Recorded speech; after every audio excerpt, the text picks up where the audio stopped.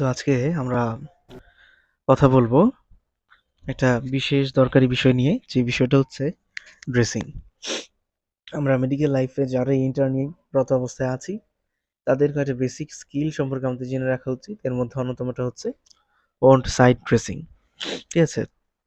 তো আজকে আমরা যে পেশেন্টটাকে দেখতে পাচ্ছি, এই পেশেন্টের নিউরো সার্জারি হয়েছে। তো আমরা সবাই জানি যে নিউরো সার্জারি অন্যতম একটা ক্রিটিক্যাল সার্জারি। এখন নিউরো সার্জারি পেশেন্টকে আমরা ড্রেসিং করার ক্ষেত্রে যেই প্রিকশনগুলি মেনটেন করব এবং যেই প্রসিডিউর মেনটেন করে আমরা ড্রেসিং করব তা নিয়ে আজকে আমরা কথা বলবো। ড্রেসিং করার ক্ষেত্রে আমরা কয়েকটা ইনস্ট্রুমেন্ট নিয়ে নিব। ইনস্ট্রুমেন্টের মধ্যে প্রথমে হচ্ছে একটা গালিপড নিব, একটা কিডনি ট্রে নিব এবং একটা আর্টারি ফোর্সেপ, সাথে আমরা কিছু গজ নিয়ে নিব এবং প্যাড নিয়ে নিব দরকার মতো। আর এখানে আমাদের কেমিক্যাল সাবস্টেন্স হিসেবে আমরা স্যানিটাইজার হিসেবে ইউজ করছি প্রোভিডন আয়োডিন, যা হচ্ছে অ্যান্টিব্যাকটেরিয়াল। ঠিক আছে?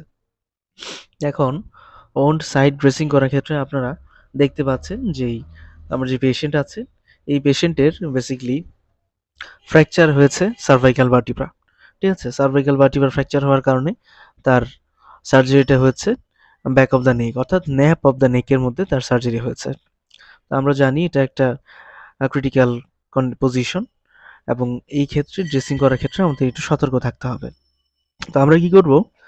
আমরা প্রোভিডন আয়োডিনে গজগুলিকে একটু সোকড করব এবং আমরা যখন আর্টারি ফরসেপ দিয়ে কোনো একটা গজ ধরছি সেক্ষেত্রে এরকমভাবেই ধরবো যেন আর্টারি ফরসেপের টিথ বা হচ্ছে যে হেডটা আছে, পয়েন্টেড হেড, সেই হেডটা যেন কোনোভাবেই ওন সাইডে গিয়ে আঘাত না করতে পারে, এভাবে আমরা ধরে নিব।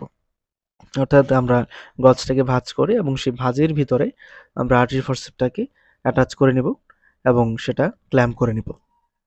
এবং আমরা কি করব? প্রোভিডন আয়োডিনে আমরা গজটাকে সোক করব। সোক করে দেন হচ্ছে ওন সাইডটার আশেপাশে এবং হচ্ছে ওন সাইডে আস্তে করে ভালো করে ক্লিন করব এবং আশেপাশের এরিয়াও আমরা ক্লিন করব। আমরা আরেকটা বিষয় আমি বলে রাখি, আমরা অনেক সময় দেখি অনেক বড় ধরনের ব্যান্ডেজ করা থাকে according to the surgical site and condition.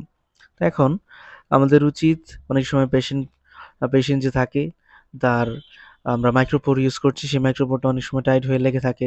তো পেশেন্ট মাইক্রোপোর খুলতে গেলে অনেক ব্যথা অনুভূত করতে পারে। তো আমরা করি কি, হালকা করে একটু উপরে স্যানিটাইজার বা হেক্সাসোল দিয়ে নেই যাতে করে ইজিলি মাইক্রোপোরটা খুলে যায় বা ড্রেসিংটা খুলতেই ইজি হয়। তো আমরাও সেইম ওয়েতে এখানে